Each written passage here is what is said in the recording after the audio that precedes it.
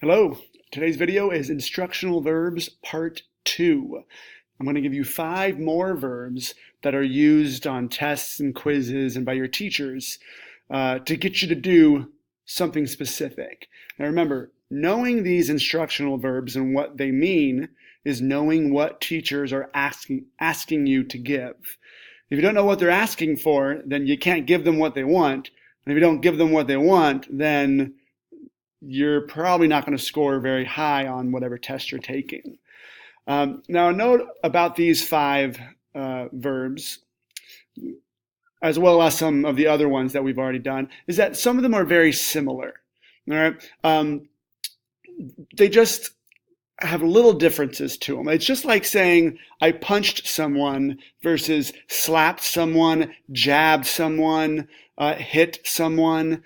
They all generally mean that my hand made contact with the person, but they also carry different nuances, or in other words, they mean slightly different things. So just keep that in mind as we go through, and I'll try to point them out, the ones that are similar to each other, but one really means more this, and one really means more this, even though they're both connected. So let's go into the first one for today. So first, the word is criticize. Go ahead and think that in your head. Criticize. Criticize. All right. So what that means is to give approval or disapproval on any issue or topic. It's not always negative. You may hear that a lot when people are like, man, just don't criticize me. Don't tell me what I'm doing wrong. All right. Criticize doesn't just mean, oh man, hey, this is what's not going well. But it's also, you know what, criticizing you and letting you know what you're actually doing well. All right. So critical feedback is something that can let you know what you're doing well or what's not going so well. All right. So that's what it means to criticize something, give approval or disapproval. So here's an example question that might be on a test or a writing prompt. Criticize the conditions for most minimum wage positions. So if you're going to criticize the conditions, you're actually going to give approval or disapproval by looking at the parts of it and going, I approve this, I don't approve this part, and I don't approve this part. Here's an example answer. All right. So if the question is criticize the conditions of most minimum wage positions, that rhymes.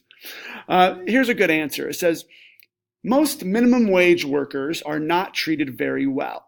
So time out. Automatically, I'm giving my disapproval. Remember, to criticize is to give approval or disapproval of something. And here, I'm giving my disapproval. They are often treated as second-class workers and are not given the same respect or benefits as salary employees. As a pizza delivery person, I was not treated as well as the chefs or managers, as if they could fire me at any moment and hire someone else just like me, like that. So that's an example of criticizing what it's like to work for minimum wage, right? I'm kind of giving my disapproval on the condition. Man, I wasn't treated very well. They should have treated me better.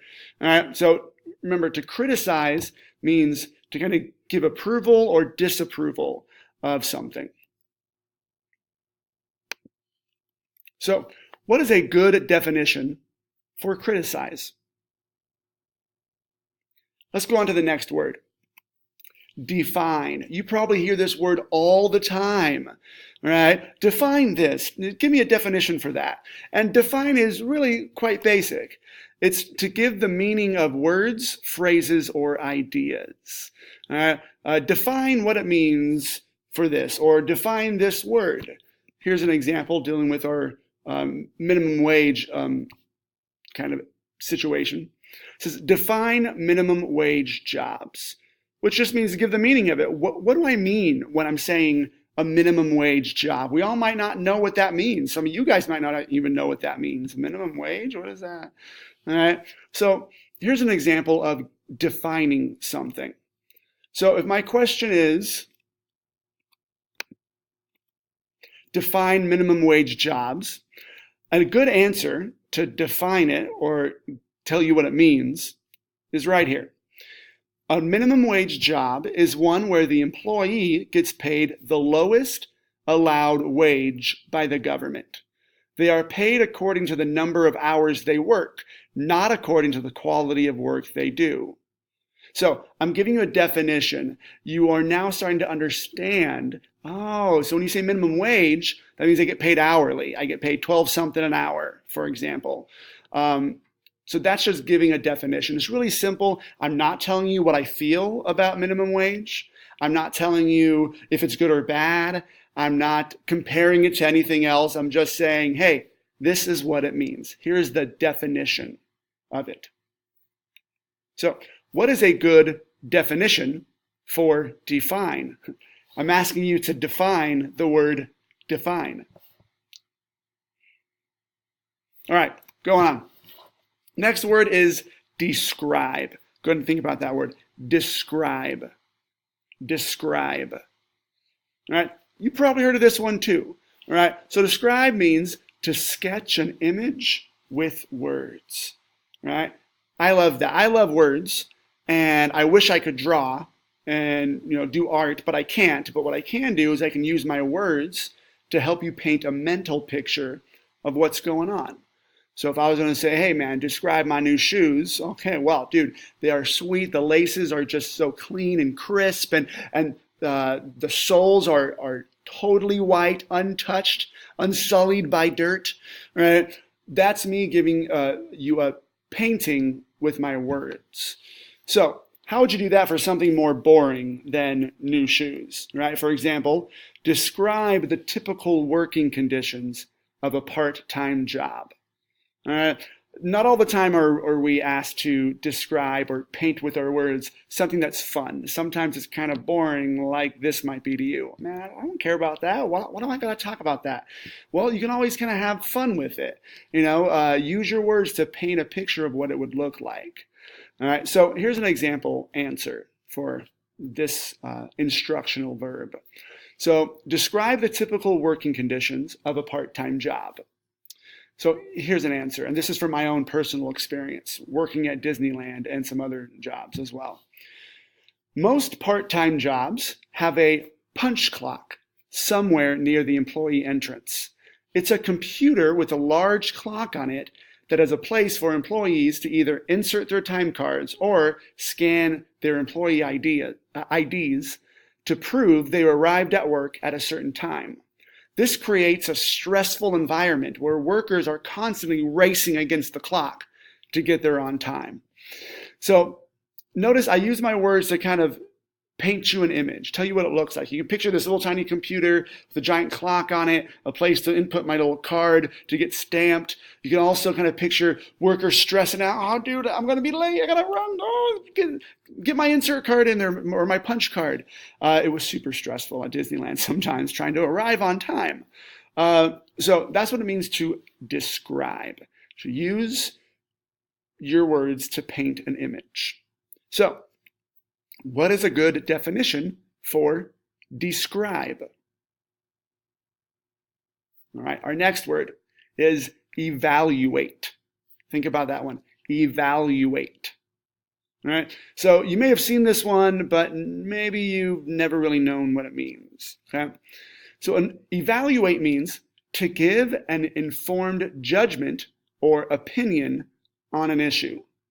All right, so act like you're the judge. You're evaluating. All right. Teachers get evaluated all the time. The principal will come in and evaluate or judge my job as a teacher. How well am I doing? Right. If you were evaluating some girl's dress, if you're like, that is not the best outfit with those shoes. All right. That would be you evaluating, or you're kind of judging it. Okay, so those are some everyday examples, but again, a lot of tests that you have to take aren't everyday fun examples. They're all kind of the more boring, I don't really care about these examples, but that's what they are. So here's an example question or assignment you may be given. Evaluate job skills you have learned in school, all right, which means to judge them. You are going to judge, and notice how it says right there, it says informed judgment. It's an informed judgment, meaning that you know something about it. All right. You can't give an informed judgment on something you've never done before. All right. If I'm telling you to, evaluate what it's like to be on the moon. You've never been there. You can't give an informed judgment unless you do some research, you read about some of the people who have been to the moon and their comments on it. Then you can go, okay, so I can give an evaluation based on other people's experiences, but not my own. So evaluate typically means to do it through your own ideas, your own mind, rather than through somebody else's. So evaluate job skills you have learned in school. Here is an example response. Notice as I read it, as I read my response, notice how I judge this job skills I learned during school. That's what I'm doing, kind of judging and giving a value to it. So one job skill I learned in school is responsibility. This is taught very well by teachers who expect more from me than teachers who do not expect much. Every time I was held accountable for doing my homework or an assignment, I was learning responsibility. And then you can go on and talk about it. So I'm judging my experience being in school and all the job skills, or more specifically, the job skill of responsibility. I'm giving you my judgment on it. I feel that it was taught very well in this instance and wasn't taught very well over here. All right. I'm not really trying to get you to agree with me. I'm not trying to get you to believe something. Those are the other words, the first 5 words we went through, right? I'm just telling you what worked, telling you what didn't work. I'm just telling you through my experience. This is me evaluating it, right? Giving you what it's worth.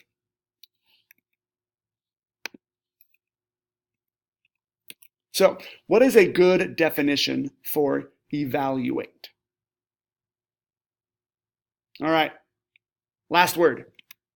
Explain. You've heard this word all the time, right? Explain this, explain that.